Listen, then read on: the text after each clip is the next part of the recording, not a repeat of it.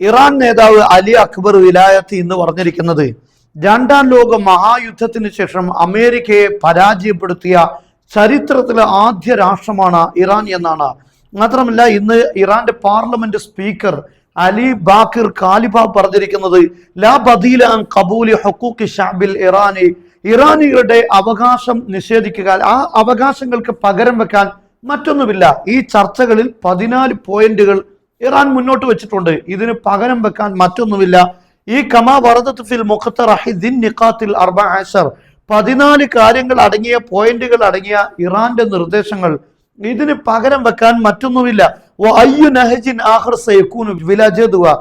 ഏതൊരു നീക്കവും ഇതിന് പകരമായി ഇറാനോട് സംയമനം പാലിക്കാനോ അല്ലെങ്കിൽ ഇറാനുമായി ചർച്ച ചെയ്യാനോ വരുന്ന ഏത് രാഷ്ട്രങ്ങളുണ്ടെങ്കിലും ഈ അടിസ്ഥാനപരമായ 14 കാര്യങ്ങൾ വിട്ടുകൊണ്ട് ഏത് ചർച്ച നടത്തുന്നതിലും ഒരു ഫലവും ഉണ്ടാവുകയില്ല. അതിലൂടെ ശൂന്യത മാത്രമേ സംഭവിക്കാൻ പോകുന്നത്, ഒരു കാര്യവും ഉണ്ടാകാൻ പോകുന്നില്ല. അതേസമയം അതേസമയം അമേരിക്ക എത്ര കാലം ഞങ്ങളുടെ ഈ പ്രപ്പോസൽ അംഗീകരിക്കാതെ, ഞങ്ങൾ മുന്നോട്ട് വെച്ച നിർദ്ദേശങ്ങൾ അമേരിക്ക അംഗീകരിക്കണം, അതിന് കീഴ്പ്പെട്ടവർ തിരിച്ചു വരണം, അത് അവർ അംഗീകരിക്കാതെ എത്ര കാലം നീട്ടിക്കൊണ്ടുപോകുന്നോ, അമേരിക്കക്കാരുടെ മേൽ സാമ്പത്തിക ഭാരം കുമിഞ്ഞുകൂടും.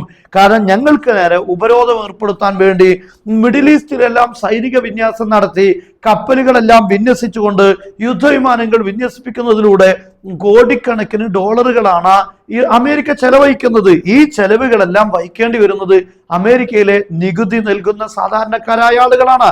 അവർക്ക് ഭാരം കൂടുമെന്നല്ലാതെ ഒന്നും സംഭവിക്കാൻ പോകുന്നില്ല.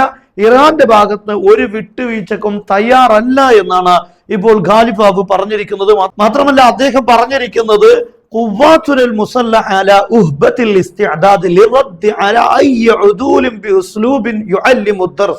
അതേസമയം ഞങ്ങളുടെ സൈന്യം പൂർണ്ണമായും തയ്യാറെടുപ്പിലാണ്, പൂർണ്ണ സജ്ജരാണ്. ഏതൊരു ശത്രുതാപരമായ നീക്കങ്ങളെയും അതിന് മറുപടി ഉണ്ടാവുക പാഠം നൽകുന്ന രൂപത്തിലുള്ള ഗുരുതരമായ മറുപടി ആയിരിക്കും.